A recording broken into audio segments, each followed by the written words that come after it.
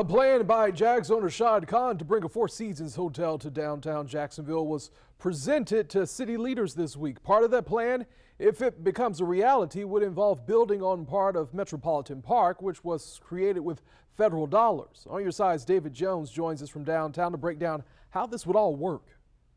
You can't see it too well, but there's a dark strip of land across the St. Johns River behind me here in downtown Jacksonville. Part of that strip is Metropolitan Park, and if Shad Khan's development moves forward, including a Four Seasons hotel, a piece of the park could be carved out. The concept involves Met Park essentially shrinking from 22 acres down to roughly 14 acres. The original 14-acre portion was funded with federal dollars decades ago, with the stipulation it has to stay a park. But the city-funded 8-acre portion, known as the Kids Campus, could be freed up for private development, potentially paving the way for Khan's vision of a Four Seasons hotel across from the Jags Stadium.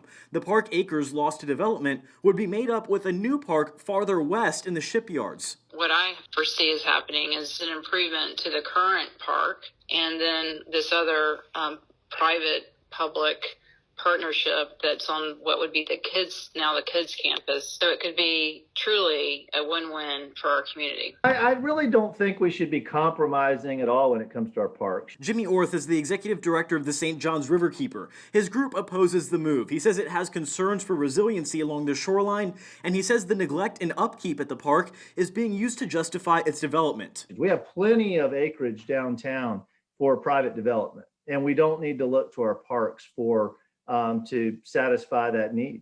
This is all still in the preliminary stages, but of course we will stay on top of it.